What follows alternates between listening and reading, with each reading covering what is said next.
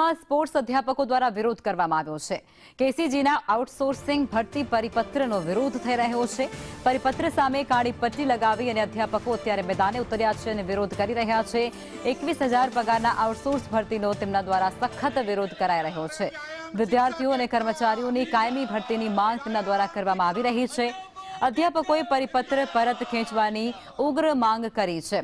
Physical sports ટીચર્સની કાયમી ભરતીની માંગ ઉઠવા પામી છે, જેમાં 300થી પણ વધુ કોલેજોમાં સ્પોર્ટ્સ ટીચર્સની જગ્યાઓ ખાલી પડેલી છે.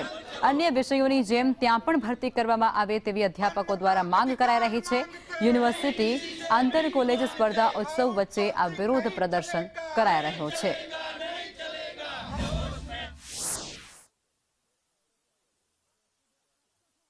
જવાબ આપવાનો. ઓકે, વાંધો.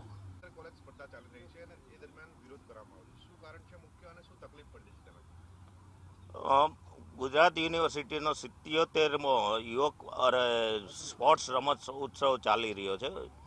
યુનિવર્સિટીનો સૌથી મોટો ઉત્સવ એટલે રમતગમતનો જે અમારો આ ઉત્સવ છે તે.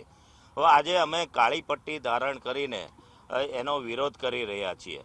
એટલા માટે વિરોધ અમારો છે કે ગુજરાત યુનિવર્સિટી મોટામાં મોટી હોવા છતાં આજે અમારી પાસે 30થી 35 વ્યાયામ શિક્ષકો અમે કામ કરી અને આજે આ રમત ઉત્સવને પૂર્ણ કરવા જઈ રહ્યા છે.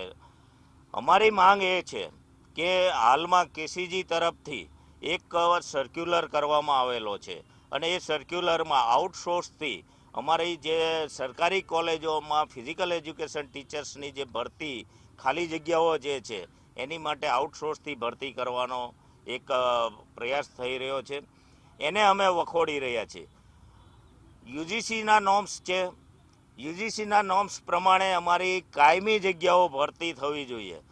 કેસીજીનો જે સર્ક્યુલર છે તેમાં જે પ્રાથમિક ટીચરોની જે લાયકાત હોય સીપીએડ ડીપીએડ અને એવી લાયકાતો મૂકી અને એક પ્રકારનું સ્પોર્ટ્સનું હનન થઈ રહ્યું હોય એવું અમને લાગી રહ્યું છે.